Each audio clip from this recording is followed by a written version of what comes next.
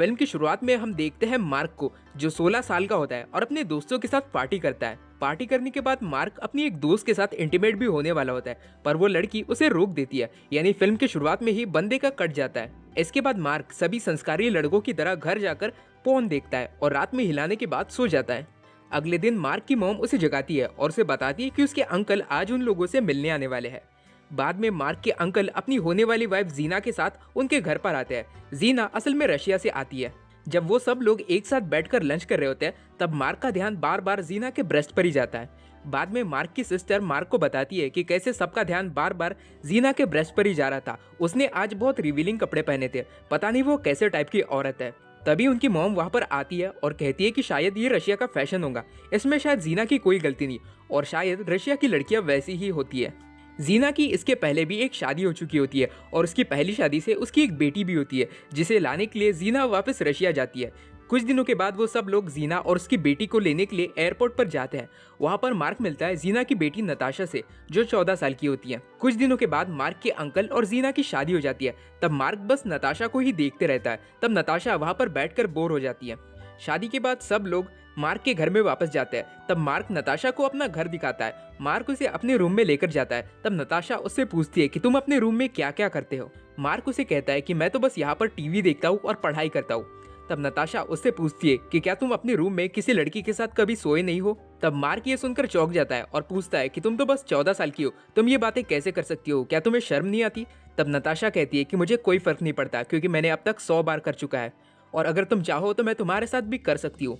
Mark उसे कहता है कि हम लोग अब कजिन्स हैं और मेरे अंकल ने तुम्हारी मॉम से शादी कर ली है। तब नताशा कहती है कि मेरी मॉम बहुत घटिया औरत है, वो बहुत से आदमियों के साथ कर चुकी है और मैंने उसे बहुत से आदमियों के साथ करते हुए देखा भी है। मार्क इस पर कुछ नहीं कहता और नताशा बस उसे देखकर हंसने लगती है। कुछ दिनों के बाद मार्क की मॉम उसे कहती है कि तुम्हें नताशा का ध्यान रखना होगा। वो इस देश में पहली बार आई है और यहीं पर अपनी पूरी जिंदगी बिताने वाली है। यहाँ पर उसका कोई दोस्त भी नहीं है, इसलिए तुम उसके साथ टाइम स्पेंड करो और वैसे भी वो तुम्हारी कजन है। अगले दिन मार्क नताशा के घर पर जाता है, जहाँ पर जीना उसे बैठने के लिए कहती है और उसके साथ बातें करती है और उसे बताती है कि नताशा बहुत अलग लड़की है, वो हमेशा अकेले रहती है, इसलिए अगर नताशा उससे गुस्सा हो जाए तो मार्क को बुरा नहीं मानना चाहिए। इसके बाद जीना नताशा को बुलाती है पर उनके बीच किसी बात का झगड़ा चल रहा होता है, इसलिए नताशा गुस्से में वहां से चली जाती है। तब मार्क भी उसके पीछे जाता है। बाहर में नताशा मार्क को बताती है कि वो अपनी मॉम की तरफ देखना भी नहीं चाहती, वो अपनी मॉम से बहुत नफरत करती है। उसकी मॉम ने उसे यहाँ पर लाकर उसकी लाइफ बर्बाद कर दी है।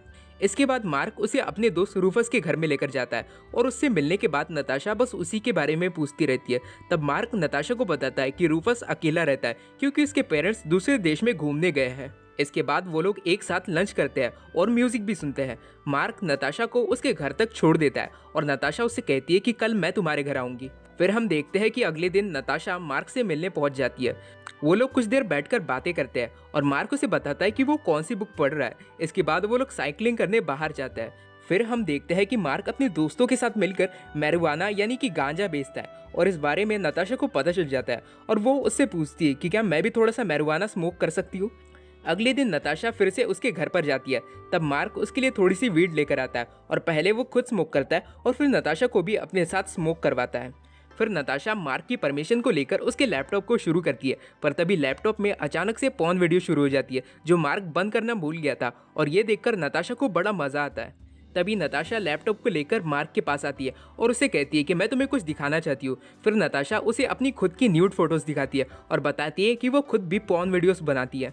नताशा उसे पूछती है कि क्या तुम मेरे साथ करना चाहते हो, और मार्क के जवाब देने से पहले ही नताशा अपनी ब्रा उतार देती है और फिर मार्क के सामने अपनी अंडरवेयर में खड़ी हो जाती है और कुछ देर बाद वो अपनी अंडरवेयर को भी निकाल देती है। नताशा उसे किस करने लगती है और वो लोग वहीं पर मार्क के रूम में इंटीमेट होते हैं। नताशा मार्क को बताती है कि वो 12 साल की थी तब से वो ये काम कर रही है क्योंकि उसे इसके अच्छे पैसे मिल जाते हैं। नताशा उससे कहती है कि उसकी मॉम को भी इस बारे में पता चल गया था। उसकी मॉम ने उसे कुछ कहा तो नहीं, पर वो नताशा के कमाए हुए पैसों के पीछे पड़ गई थी, इसलिए नताशा को ये सब काम बंद करना पड़ा और तभी से उन लोगों के बीच कुछ भी सही नहीं चल रहा।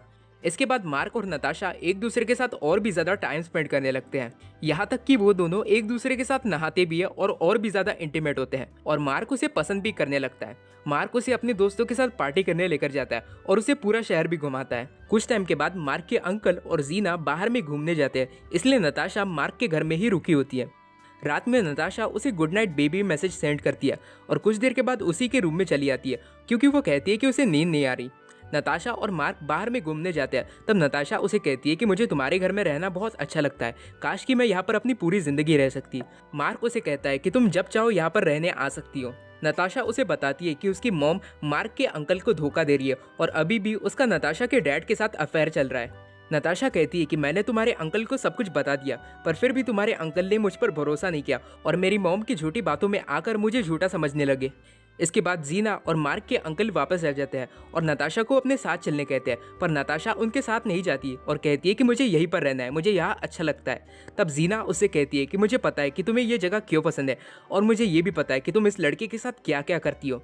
ये सुनते बराबर नताशा को बहुत गुस्सा आता है और वो जीना को मारने लगती है, मगर मार्क के डैड उसे रोक देते हैं। फिर नताशा को जीना के साथ वापस जाना ही पड़ता है। अगले दिन मार्क उससे मिलने जाता है। तब जीना उसे कहती है कि इसमें तुम्हारी कोई गलती नहीं, ये सब नताशा की गलती है। वो तो जवान आदमियों के साथ भी सोती है और तुम तो बस अभी छोटे बच्चे हो। जीना मार्क को कहती है कि तुम यहाँ से चले जाओ और उसे नताशा से मिलने भी नहीं देती है और दरवाज़ा बंद कर देती है। कुछ टाइम के बाद नताशा देर रात को मार्क के घर में अपना पूरा सामान लेकर पहुंच जाती है और उससे कहती है कि वो फ्लोरिडा के लिए निकलने वाली है और क्या मार्क भी उसके साथ चलना चाहेगा। नताशा कहती है कि जीना और मार्क के अंकल की बीच की शादी टूट चुकी है। मेरी मॉम ने तुम्हारे अंकल को छोड़ दिया है और ये सब मेरी वजह से हुआ है क्योंकि मैं जानबूझकर तुम्हारे अंकल के साथ सोई थी ताकि उन दोनों के बीच झगड़ा हो जाए और वो लोग एक दूसरे से अलग हो जाए, क्योंकि मैं अपनी मॉम के हाथों तुम्हारे अंकल की लाइफ को बर्बाद होते नहीं देखना चाहती थी। उसकी बातें पूरी होने के बाद मार्क उसे अपने घर में लेकर जाता है और उसे रात भर वहाँ पर रुकने देता है। सुबह होते बराबर मार्क उसे अपने बचाए हुए पैसे देता है ताकि वो अच्छे से जा सके। फिर नताशा सुबह सुबह ही अपना सामान लेकर वहाँ से चली जाती है। मार्क की फैमिली के लोग परेशान हो रहे होते हैं कि कैसे उसके अंकल ने अचानक से अपनी शादी तोड़ दी, क्योंकि उन लोगों को सच बात का कुछ पता ही नहीं होता और मार्क भी उन्हें कुछ नहीं बताता। मार्क का दोस्त रूफस उसे बार बार कॉल करता है पर मार्क उसके कॉल उठाता ही नहीं। कुछ दिनों के बाद मार्क अपने दोस्त रूफस के घर पर जाता है और देखता है कि नताशा उसके दोस्त के घर में ही रहने चली गई है। रूफस उससे कहता है कि मैंने तुम्हें यही बताने के लिए कितने बार कॉल किया पर तुमने मेरा कॉल उठाया ही नहीं। रूफस उससे कहता है कि नताशा मेरे पास सेफ रहेंगी। तभी नताशा वहाँ पर आती है और मार्क को गुस्से से देखती है।